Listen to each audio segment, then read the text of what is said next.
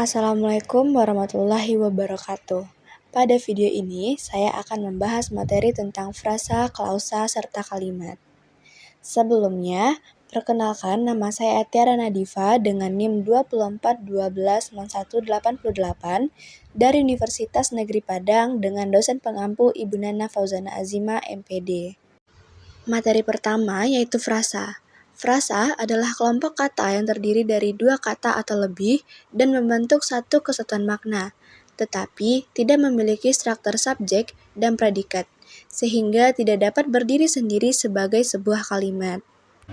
Ciri-ciri frasa, yang pertama tidak memiliki subjek dan predikat.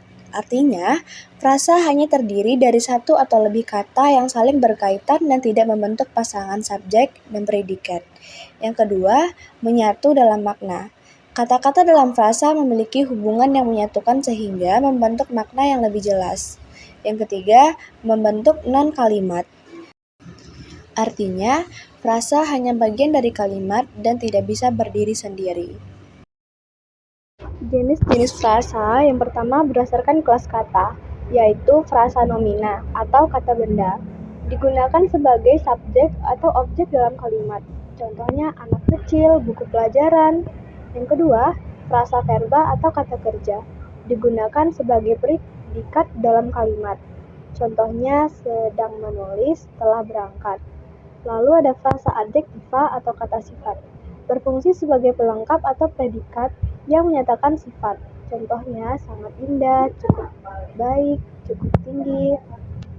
Lalu ada frasa verbial atau kata keterangan, memberikan keterangan tambahan pada kalimat. Contohnya dengan cepat dan pada malam hari.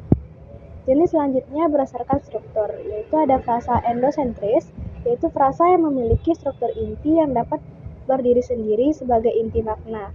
Contohnya meja kayu, intinya adalah meja. Lalu ada frasa eksosentris, yaitu frasa yang tidak memiliki unsur inti dan terdiri dari kata-kata yang saling melengkapi. Contohnya di sekolah, dengan cepat.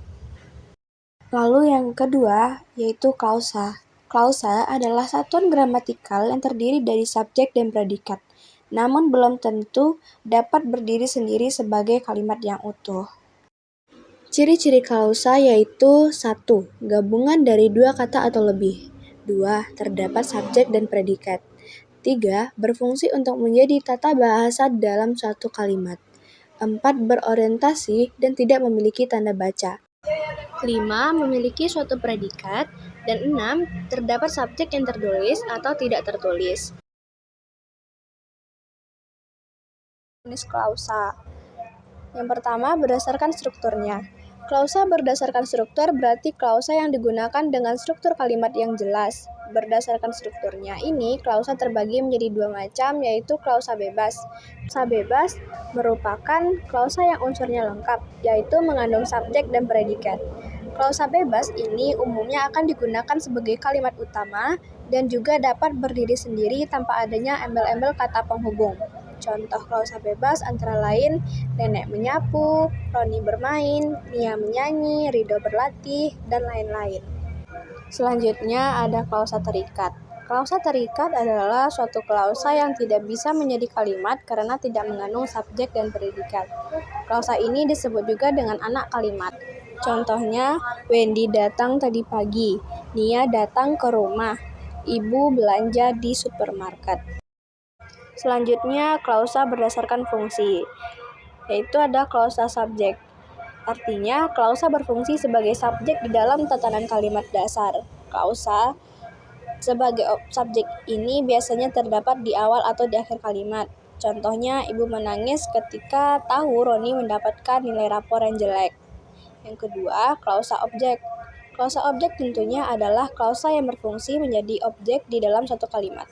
Objek dapat berupa objek langsung atau tidak langsung. Contohnya, Ibu membeli makan kesukaan adik, merupakan objek langsung. Atau ayah mendatangkan guru les untuk kakak yang sedang ujian, yang merupakan objek tidak langsung. Selanjutnya ada klausa pelengkap. Klausa pelengkap adalah klausa yang berfungsi untuk melengkapi kalimat di mana letaknya bersebelahan dengan objek ataupun predikat. klausa pelengkap tidak bisa diletakkan di awal kalimat karena sifatnya yang melengkapi. Contohnya, Tika menjadi murid terpintar di kelas itu. Klausa selanjutnya yaitu klausa keterangan. Maksudnya adalah sebagai keterangan yang menjelaskan suatu kalimat. Klausa keterangan dapat diletakkan di posisi manapun di dalam suatu kalimat. Contohnya, mereka sedang belajar di sekolah dengan Ibu Suri sebagai pembimbingnya. Jenis klausa selanjutnya yaitu berdasarkan kata negatif pada predikat. Yang pertama yaitu klausa negatif. Adalah klausa yang predikatnya merupakan kata negatif seperti tidak, jangan, atau bukan. Contohnya, kakak tidak datang ke sekolah. Lalu klausa positif adalah klausa yang predikatnya tidak mengandung kata negatif atau berarti predikatnya lebih bersifat positif. Contohnya, adik sukses memenangkannya.